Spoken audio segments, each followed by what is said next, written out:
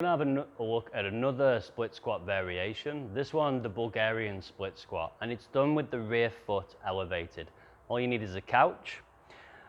One mistake that's commonly made is when setting up, people have the front leg directly under the hip. So if Dan's to set her back leg on the box and then begin the movement, without really good range of movement through her knee, she'll end up not being able to travel forward and sitting almost entirely into the back leg.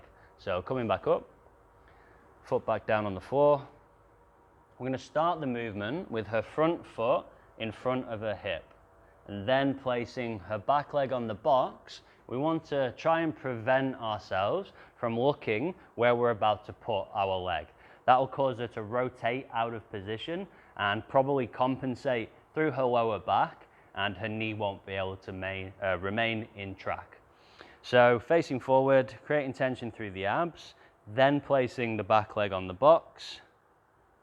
The back leg, you want the foot firmly down, about hip width apart, about there, good.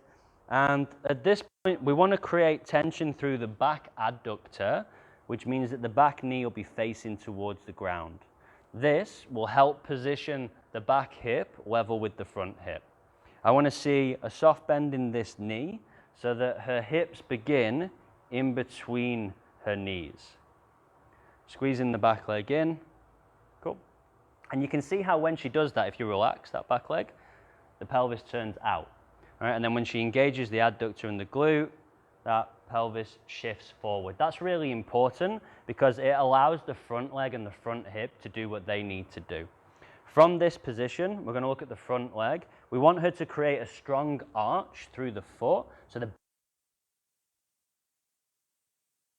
trying to position their knee by rolling onto the outside of the foot.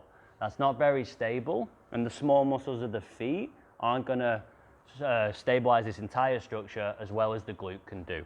So the big toe stays down, knee rolls out. We're doing that movement from the outside hip.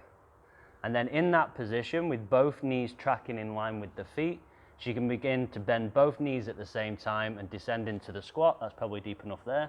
And then pushing the ground away to come back up. All right. As she came out of that rep there, you saw that the back hip spun as she straightened this leg. So what I recommend is that when you come to the top of the rep, you don't fully lock out. We're going to get her to reposition her pelvis again by engaging her adductor and her glute.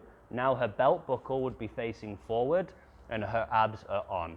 From there, she can bend both knees at the same time and come back up from about here, pushing the ground away, keeping the shoulders stacked on top of the hips. Just a couple more reps.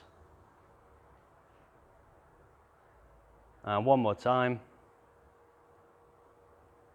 And relax. If you feel a lot of tension running through that back leg, it could be the stretch that you're feeling, or it could be that you're relying too much on the back leg for stability. If you're pushing hard into that box for stability, try relaxing through the quad and using more of the glute to hold the hip in position.